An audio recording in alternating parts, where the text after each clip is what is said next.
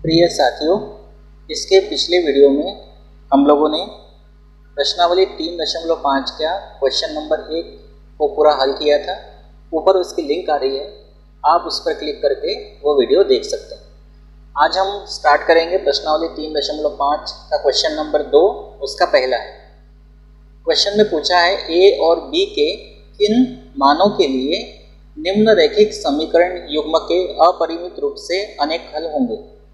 आपको दो रैखिक समीकरण दिए हैं, या ये कहिए कि रैखिक समीकरण युग्म दिया है। आपको ये पूछ रहा है कि ए और बी का हम ऐसा कौन सा मान ले कि जिसके लिए ये जो रैखिक समीकरण होंगे, इन रैखिक समीकरण युग्म के अपरिमित रूप से अनेक हल होंगे। तो इसके पहले हम लोगों ने ये पढ़ा है कि रैखिक समीकरण युग्म के अपरिमित रूप से अनेक हल कब होते हैं। तो किसी भी रैखिक समीकरण युग्म के अपरिमित रूप से अनेक हल तब होते हैं जब a1/a2 बराबर b1/b2 बराबर c1/c2 होता है। तो इस कंडीशन को लेके चलना है और उसके आधार पर हल करना है। सबसे पहले क्या करते हैं, हम दो रैखिक समीकरणों को लेके चलते हैं। तो हम लिखते दिया है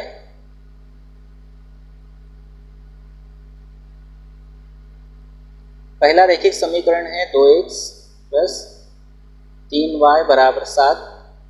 हम चाहे तो यहाँ से a1 b1 c1 के मान पहले ही निकाल के रख लेते हैं। a1 का मान कितना होगा, x का गुणांक 2, b1 का मान y का गुणांक 3 और c1 का मान यहाँ पे इसको बराबर 0 करके लिखना पड़ेगा। तो इसको लिख देते -7 बराबर 0। 7 का पक्षांतरण करेंगे तो -7 मानक रूप में हमने लाए, और मानक रूप में लाने के बाद ही इस तरह से आपको a1 b1 c1 के मान लेना है। तो c1 का मान कितना होगा, -7 होगा। ठीक है, कोई दिक्कत नहीं। ये पहला आपका समीकरण है, यहाँ से a1 b1 c1 के मान निकाले। तथा दूसरा रैखिक समीकरण हमारा क्या है, a - bx + a + by बराबर 3a + b - 2। ठीक है, तो इसको कोष्टक में रख लेते हैं। इसका पक्षांतरण करते हैं तो यह होगा a - bx + a + b y। ये पूरा का पूरा, इसके सामने प्लस का चिन्ह है तो ये माइनस में ले जाएंगे पूरा कोष्टक। कोष्टक को खोलना नहीं है, पूरा का पूरा ले आते हैं इधर। 3a + b - 2 बराबर 0। इसको नाम देंगे समीकरण नंबर 2। यहाँ से हम मान निकालेंगे a2 b2 c2 के। तो a2 का मान कितना होगा, ये x का गुणांक a - b, b2 का मान y का गुणांक a + b, और c2 का मान पूरा चिन्ह सहित लेना है माइनस, कोष्टक में 3a + b - 2। इस तरह से करेंगे। अब यहाँ पर हमको प्रश्न में जो बोला है कि रैखिक समीकरण युग्म के अपरिमित रूप से हल होंगे, अपरिमित रूप से अनेक हल होंगे। तो हम कहेंगे कि रैखिक समीकरण युग्म के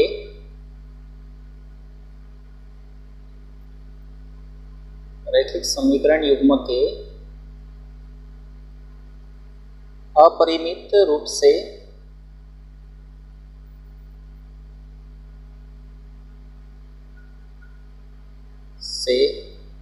अनेक हल होंगे यदि, कब होते हैं, जब a1/a2 बराबर b1/b2 बराबर होता है c1/c2 के। अब इनके मान हम रख देते हैं। तो a1 का मान कितना है, 2 बटे a2 का मान है a - b बराबर b1 का मान है 3 बटे b2 का मान है a + b बराबर c1 का मान है -7 और c2 का मान है माइनस कोष्टक में 3a + b - 2। माइनस से माइनस कैंसिल कर सकते हैं, तो क्या बचेगा, 2 बटे a - b बराबर 3 बटे a + b बराबर 7 बटे 3a + b - 2। अब इस तरह से हमको ये मिल गया। हमको प्रश्न में क्या करना है, प्रश्न में हमको a और b के मान ज्ञात करना है। अब दो मान ज्ञात करना है तो हमारे पास दो समीकरण होने चाहिए, और दो समीकरण होने पर ही हम a और b के मान ज्ञात कर सकते हैं। तो दो समीकरण कैसे बनाते हैं, पहले हम इसके साथ इसको लेके एक समीकरण बना लेते हैं। और फिर उसके बाद या तो इन दोनों को लेकर या इन दोनों को लेकर किसी को भी आप ले सकते हैं। एक तो इसके साथ एक समीकरण बना लेंगे, रैखिक समीकरण, और दूसरा इन दोनों के साथ मिलकर एक समीकरण बना लेंगे। रैखिक समीकरण तो इसको नहीं कहेंगे, हम समीकरण बना लेंगे। तो एक इसके साथ बना लेते हैं और एक हम इन दोनों के साथ या इन दोनों को लेकर बना लेंगे। तो पहले इन दोनों को लेते हैं। तो ये है प्रथम और द्वितीय अनुपात, और ये तृतीय अनुपात है। तो हम लिखेंगे प्रथम व द्वितीय अनुपात से या अनुपातों से। अनुपात मतलब बटे के रूप में है ये। तो इसको लेते हैं पहले 2 बटे a माइनस बी बराबर 3 बटे a प्लस बी। तिर्यक गुणा कर लेते हैं। तो हम लिख देते हैं तिर्यक गुणा करने पर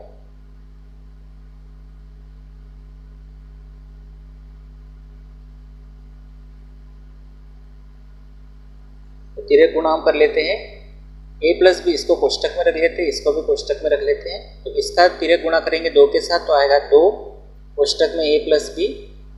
कोष्टक के बाहर कोई चिन्ह नहीं तो गुणा का चिन्ह होता ही है, नहीं लगाया तो भी कोई दिक्कत नहीं है। इसका तिर्यक गुणा 3 में करेंगे तो 3 गुणा a माइनस बी। इसको आगे बढ़ाते हैं, 2 का गुणा a के साथ करेंगे 2a प्लस 2 का गुणा b के साथ करेंगे 2b बराबर 3 का गुणा a में करेंगे 3a माइनस 3 का गुणा b में करेंगे 3b। इस तरह से होगा। अब इसको आगे हल करते हैं। हम एक काम करते हैं, 3a इधर है, 2a को इधर लेके आएंगे तो माइनस 2a होगा, और माइनस 3b पहले से है, प्लस 2b इधर लेके आएंगे तो माइनस 2b होगा, और यहाँ पर कुछ नहीं बचा है तो 0। ऐसा भी कर सकते हैं, आप इधर भी लेके आ सकते हैं, मैं उधर लेकर गया, कर सकते हैं ऐसा भी। तो यहाँ होगा 0 बराबर 3a में से 2a गया तो 1a बचेगा, और ये दोनों के समान चिन्ह हैं, जुड़ेंगे 3 और 2 5, 5b, और बड़ी संख्या का चिन्ह आएगा माइनस। इसको हम पलट के लिख लेते हैं, या a माइनस 5b बराबर 0। इसको नाम देंगे समीकरण नंबर 3। ठीक है। अब उसके बाद हम आगे हल करते हैं। हम पहले के साथ तीसरा अनुपात ले लेते हैं प्रथम और तृतीय अनुपात से। हम लिख देते हैं यहाँ पे, इसी प्रकार प्रथम व तृतीय अनुपातों से, आप दूसरा और तीसरा भी ले सकते हैं, अनुपातों से। तो इसको आगे बढ़ाते हैं। तो प्रथम अनुपात हमारा है 2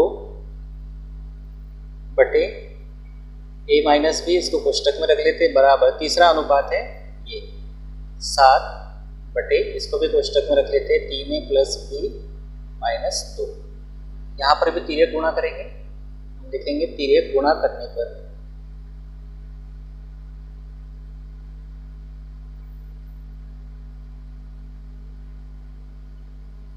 तिर्यक गुणा करेंगे तो 2 के साथ तिर्यक गुणा होगा ये पूरे कोष्टक का, तो यहाँ लिखेंगे 3a प्लस b माइनस 2 बराबर 7 के साथ तिर्यक गुणा करेंगे a माइनस b का। इसको आगे हल करते हैं तो ये हो जाएगा 2 तिया 6a प्लस 2b माइनस 4 बराबर 7a माइनस 7b। ठीक है। अब इनको हम इधर लेकर जाते हैं, संख्या को इधर ही रहने देते हैं, ये माइनस 4 यहीं पे रहने देते हैं। यहाँ पे है 7a, 6a को इधर लेके आएंगे तो माइनस 6a होगा। हम जनरली a को प्लस में रखना चाह रहे हैं, इसलिए हम इधर पक्षांतरण कर रहे हैं। 7a में से 6a जाएगा तो 1a बचेगा, इसीलिए इधर भी लेके जा सकते हो आप। और माइनस 7 भी पहले से है, ये हो जाएगा माइनस 2b, और संख्या को इधर ही छोड़ दिया। तो माइनस 4, 7 में से 6 गया तो 1a बचा, और माइनस 7 और माइनस 2 समान चिन्ह वाले जुड़ेंगे तो 9 हो जाएगा b, और चिन्ह बड़ी संख्या का आएगा तो माइनस। इसको पलट के लिख लेते हैं, या a माइनस 9b बराबर माइनस 4। इसको नाम देंगे समीकरण नंबर 4। अब हमारे पास समीकरण 3 और समीकरण 4 दो समीकरण बन गए हैं। इनको हम हल करके मानों को निकाल लेते हैं। समीकरण 3 और 4 दोनों को हम विलोपन विधि से हल कर लेते हैं। तो समीकरण 3 और 4 दोनों आपको दिखाई दे रहे, या फिर आप फिर से एक बार लिख के भी आप कर सकते हैं। तो देखो समीकरण 3 और 4 में a बराबर है यहाँ पर भी ए है और यहाँ पर भी है। तो अब समीकरण 3 में से समीकरण 4 को घटा लेते हैं। देखो समीकरण 3 माइनस समीकरण 4। यहाँ पर हम विलोपन विधि नहीं कह सकते क्योंकि यहाँ पे हम किसी चर को विलोपित नहीं कर रहे हैं, हम तो ए और बी के मान ज्ञात कर रहे हैं। विलोपन विधि भी नहीं है ये, लेकिन उसी के जैसी है। आप देख रहे हैं, आप ए को यहाँ से गायब करने वाले हैं। ए चर नहीं है, बी चर नहीं है, एक्स और वाई चर होते हैं। तो सिंपली हम हल कर रहे हैं ऐसा मान के चलो। ये विलोपन विधि आप इसको कह सकते हो, लेकिन यहाँ चर नहीं है। तो समीकरण 3 में से 4 को घटाते हैं क्योंकि यहाँ ए बराबर है, तो घटाएंगे तो कैंसिल हो जाएंगे। तो कैसे हल करेंगे, देखो इसको लिखेंगे हम ए माइनस 5b बराबर 0 और समीकरण 4 है a माइनस 9b बराबर माइनस 4। अब इसको हल कर लेते हैं। घटाना है तो चिन्ह बदलेंगे, यहाँ पे हो जाएगा माइनस, यहाँ माइनस का हो जाएगा प्लस, यहाँ माइनस का होगा प्लस। ए से ए कैंसिल होगा। अब यहाँ 9 का चिन्ह प्लस है और 5 का माइनस है, तो 9 में से 5 गया 4। अब यहाँ आएगा b बराबर, यहाँ पर भी आएगा 4। 4 के साथ भी गुणा में है या b के साथ 4 गुणा में है, तो इसको लिखेंगे 4/4। भाग काटेंगे तो यहाँ आएगा b का मान 1। अब ये b का मान आप समीकरण 3 या समीकरण 4 दोनों में से किसी एक समीकरण में रख सकते हैं। तो हम रख देते हैं समीकरण 3 में a माइनस 5b बराबर 0। तो हम लिखेंगे b का मान समीकरण 3 में रखने पर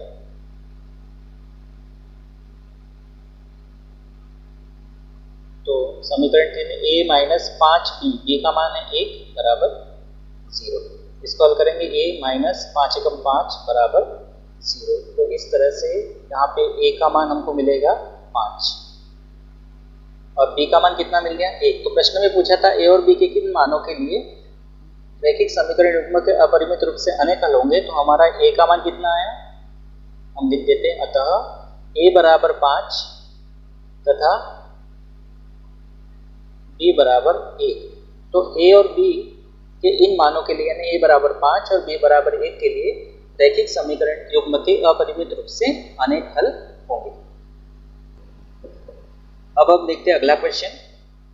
क्वेश्चन दूसरे का दूसरा है, k के किस मान के लिए यानी k का ऐसा कौन सा मान हम ले कि निम्न रैखिक समीकरणों के युग्म का कोई हल नहीं है। मतलब ये जो रैखिक समीकरण युग्म हमको दिया है इसका कोई हल नहीं होगा, तो उसके लिए हमको k का मान यहाँ पे बताना है। तो एक बात आपको ध्यान रखना है, यहाँ पे बोला क्या है, रैखिक समीकरण युग्म का कोई हल नहीं है। कोई हल नहीं के लिए कंडीशन क्या होती है, जब किसी रैखिक समीकरण युग्म का कोई हल नहीं होता है तब a1/a2 बराबर b1/b2 बराबर नहीं होता है c1/c2 के। ये कंडीशन बनती है। तो हम इसको हल करते हैं। तो सबसे पहले a1 b1 c1 और a2 b2 c2 के मान हम यहाँ पे निकालेंगे। पहला रैखिक समीकरण हमारा दिया है 3x प्लस y बराबर 1। एक का पक्षांतरण कर लेते हैं, 3x प्लस y माइनस 1 बराबर 0। समीकरण नंबर 1। यहाँ से a1 का मान कितना होगा 3, b1 का मान y का गुणांक 1 और c1 का मान चिन्ह सहित लेना है -1।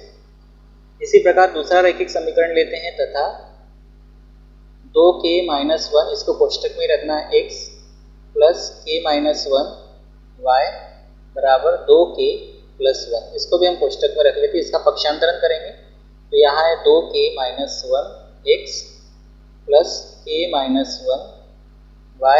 पूरे कोष्टक को इधर लेके आएंगे तो माइनस के इसके सामने प्लस का चिन्ह है, तो यहाँ होगा 2k प्लस 1 बराबर 0। समीकरण नंबर 2 नाम दे देते हैं इसको। अब यहाँ से a2 का मान क्या होगा, a2 बराबर 2k माइनस 1, b2 का मान क्या होगा k माइनस 1 और c2 का मान क्या होगा माइनस चिन्ह सहित लेना। यहाँ प्लस रहता है तो हम नहीं लेते, लेकिन माइनस है तो लेना है 2k प्लस 1। तो यहाँ से हम लिखते हैं रैखिक समीकरण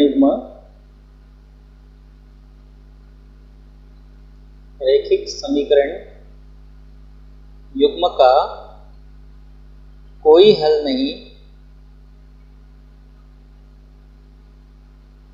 होगा यदि क्या कंडीशन होती है, a1/a2 बराबर b1/b2 बराबर नहीं C1 बटे C2 के। तो A1 का मान कितना है, 3 है, 3 बटे A2 का मान 2K माइनस 1, कोष्टक में रख देते हैं, बराबर B1 का मान 1 है, B2 का मान है K माइनस 1, बराबर नहीं है C1 का मान -1 है बटे C2 का मान -2K प्लस 1, माइनस से माइनस कैंसिल कर देते हैं। तो अगली स्टेप क्या आएगी, 3 2K माइनस 1 बराबर 1 बटे K माइनस 1 बराबर नहीं 1 बटे 2K प्लस 1। अब देखो ये दोनों आपस में बराबर है, तीसरा बराबर नहीं, तो इन दोनों को आपस में बराबर लेके चलते हैं और K का मान हम ज्ञात कर लेते हैं। तो हम लिखेंगे प्रथम व द्वितीय अनुपात से। तीसरा क्यों नहीं लेंगे, क्योंकि तीसरा जो है ना इन दोनों के बराबर है ही नहीं, तो इसको हम नहीं ले सकते हैं। ये दोनों बराबर है लेकिन, इसलिए इन दोनों को लेना है प्रथम और द्वितीय अनुपात से या अनुपातों से। तो क्या है, 3 बटे 2K माइनस 1 बराबर 1 बटे K माइनस 1। क्या करेंगे, तिर्यक गुणा कर लेते हैं, लिखेंगे तिर्यक गुणा करने पर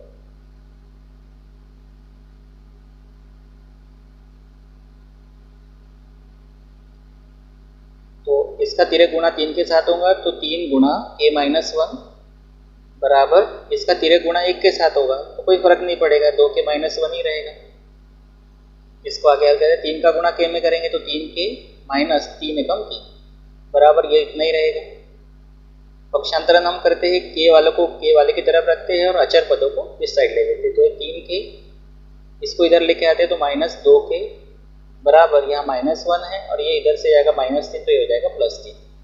इस तरह से 3K में से 2K गया तो बचेगा K बराबर, असमान चिन्ह वाले है तो घटेंगे, 3 में से 1 गया तो 2, तो K बराबर आ गया 2।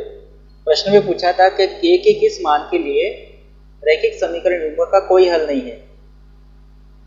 हम लिख सकते हैं कि K बराबर 2 के लिए रैखिक समीकरण, दिए गए रैखिक समीकरण युग्म का कोई हल नहीं है। तो K बराबर कितना आ गया, 2 आ गया। अब अगला क्वेश्चन है, क्वेश्चन नंबर 3 है, इसको हम हल करेंगे। इसमें 2 विधियां एक साथ पूछी है। प्रश्न में कहा है निम्न रैखिक समीकरणों के युग्म को प्रतिस्थापन एवं वज्र गुणन विधियों से हल करना है। तो ये रैखिक समीकरण युग्म को प्रतिस्थापन विधि से भी हल करना है, वज्र गुणन विधि से भी हल करना है।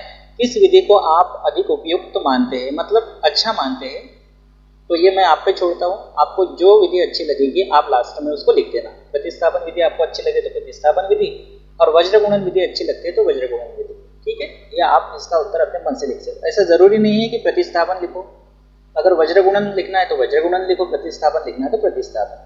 वो सिर्फ पूछ रहा है, जनरली आपका एक ओपिनियन ले रहा है, तो सिंपली लिख सकते हो। कारण तो नहीं पूछा है कि क्यों अच्छी लगती है, तो आपको जो अच्छा लगे, ठीक है। दोनों विधि अपनी जगह पे सही है। तो सबसे पहले लिखते हैं, दिया है तो रैखिक समीकरण को लिख लेते हैं 8x प्लस 5y बराबर 9, और दूसरा है, इसको नाम देते हैं 1, दूसरा है 3x प्लस 2y बराबर 4, इसको नाम देते हैं समीकरण नंबर 2। तो सबसे पहले विधि हम लगाएंगे प्रतिस्थापन विधि। तो लिखते हैं प्रतिस्थापन विधि से। तो प्रतिस्थापन विधि में हम क्या करते हैं, प्रतिस्थापन विधि में किसी एक चर के मान को दूसरे चर के मान के रूप में हम बदल कर उसका मान रखते हैं। तो यहाँ पे हम सिंपली लेते हैं समीकरण नंबर 2, तो हम लिखते हैं समीकरण 2 से। ये हमारी एक तरह से देखा जाए हम स्टेप बाय स्टेप हल करते थे, तो ये स्टेप फर्स्ट है। समीकरण 2 से हम क्या लेंगे, 3x प्लस 2y बराबर 4। तो यहाँ पे हम x का मान y के रूप में भी निकाल सकते हैं, y का मान x के रूप में भी निकाल सकते हैं। तो हम यहाँ निकाल लेते हैं y का मान x के रूप में, तो ये हो जाएगा 4 माइनस ये आएगा 3x। आपने जैसा किया है प्रतिस्थापन विधि को पढ़ा है, आप किसी भी समीकरण को ले सकते हो, किसी भी चर का मान दूसरे चर के रूप में निकाल सकते हो। तो मैं y का मान x के रूप में निकाल रहा हूँ, 2 गुणा में है, इसको आगे हल करेंगे तो ये 4 माइनस 3x, इसको कोष्टक में रख लेते हैं, 2 गुणा में तो जाएगा बटे में। ये समीकरण नंबर 3 हो गया। अब ये समीकरण 3 हमने निकाला है समीकरण 2 से, तो ये जो y का मान हम रखेंगे समीकरण 1 में, क्योंकि हमने 2 से निकाला है तो ये स्टेप सेकंड आएगी हमारी। समीकरण 3 से y का मान समीकरण 1 में रखने पर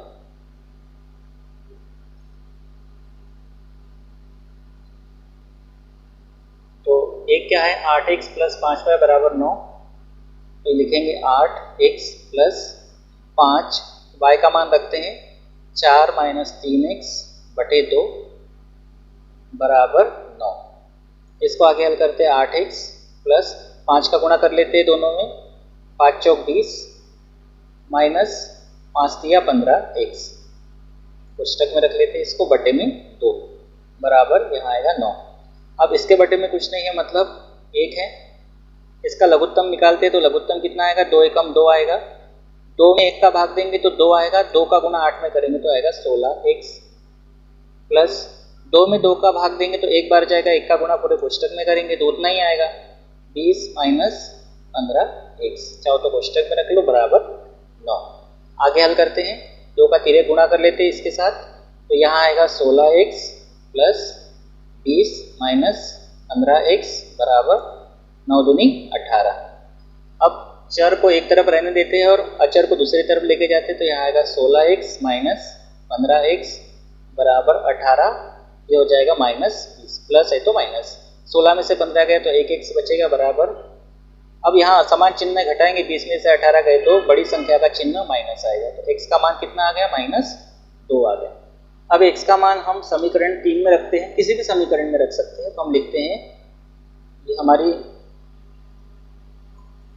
स्टेप सेकंड हो गई। अब स्टेप थर्ड लेते हैं, तो स्टेप थर्ड में हम लिखेंगे, क्या लिखेंगे, x का मान कितना है, -2, तो हम लिख लेते हैं सिंपली x का मान समीकरण 3 में रखने पर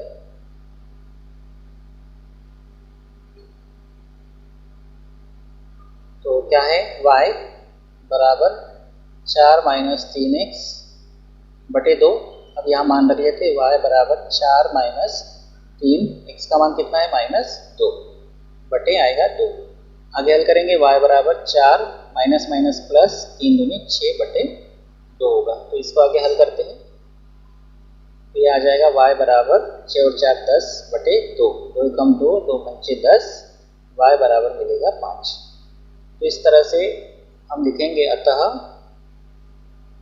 x बराबर -2 और y बराबर 5। x और y के मान -2 और 9 को फिर से लेते हैं, क्या है, 8x प्लस 5y बराबर 9, लिखेंगे 8x प्लस 5y बराबर 9। विलोपन विधि नहीं है, यहाँ पे कौन सी विधि आएगी, वज्र गुणन विधि,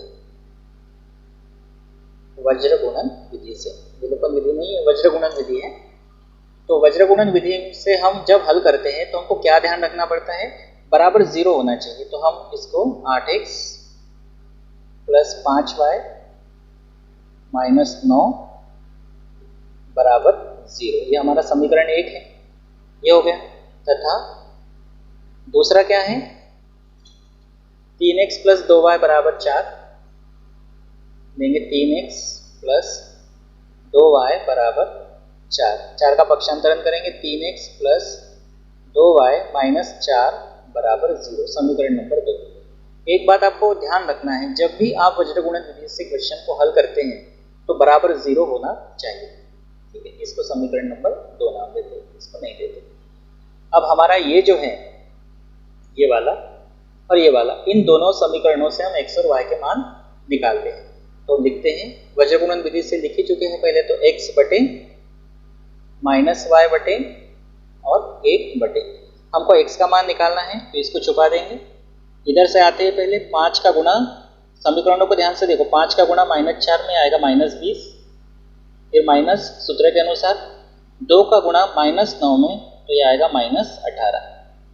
अब y का मान निकालना है, y को छुपाते हैं, 8 का गुणा -4 में करेंगे तो -32, माइनस 3 का गुणा -9 में करेंगे तो 27। अब 1 बटे है तो अचरों को हम छुपा देंगे। 8 का गुणा 2 में करेंगे तो 16 माइनस 3 का गुणा 5 में करेंगे तो 15 आएगा। आगे बढ़ाते इसको, x बटे माइनस 20 माइनस माइनस प्लस 18 होगा बराबर माइनस y बटे माइनस 32 माइनस माइनस प्लस 27 बराबर 1 बटे 1। इसको हल करते हैं, x बटे 20 में से 18 गए 2, बड़ी संख्या का चिन्ह माइनस बराबर माइनस y बटे 32 में से 27 गए तो ये आएगा 5, बड़ी संख्या का चिन्ह माइनस बराबर 1 बटे 1। माइनस से माइनस कैंसिल करते हैं, यहाँ आएगा x बटे माइनस 2 बराबर y बटे 5 बराबर 1 बटे 1। तो इन दोनों अनुपातों को बराबर लेके x का मान निकालते, इन दोनों को लेके y का मान निकालते हैं। तो क्या लिखेंगे, x बटे माइनस 2 बराबर 1 बटे 1, y बटे 5 बराबर भी 1 बटे 1। फिर गुणा करेंगे तो x का गुणा 1 में x बराबर माइनस 2 का गुणा 1 में माइनस 2, x का मान आ गया माइनस 2 और यहाँ तिरे गुणा करेंगे तो y बराबर 5 एकम 5। तो इस तरह से आपने ये देखा कि x का मान माइनस 2, y का मान 5, ये वज्रगुणन विधि से भी आया और x का मान माइनस 2, y का मान 5 प्रतिस्थापन विधि से भी आया। विलोपन से करेंगे तो भी इतना ही आएगा और ग्राफ बना के ग्राफी विधि से करेंगे तो ही आपको ये बिंदु मिलेंगे माइनस 2 और 5, दोनों रेखा एक दूसरे को इस बिंदु पर काटेंगे। तो इस तरह से हमने क्वेश्चन नंबर 2 के दोनों क्वेश्चंस और क्वेश्चन नंबर 3 को इस वीडियो में किया कंप्लीट। अब हम अगले क्वेश्चंस को अगले वीडियो में लेकर आएंगे। अभी तक अगर आप लोगों ने मेरे चैनल को सब्सक्राइब नहीं किया है तो चैनल को सब्सक्राइब कर लीजिए, बेल आइकन को प्रेस कर लीजिए। Thank you.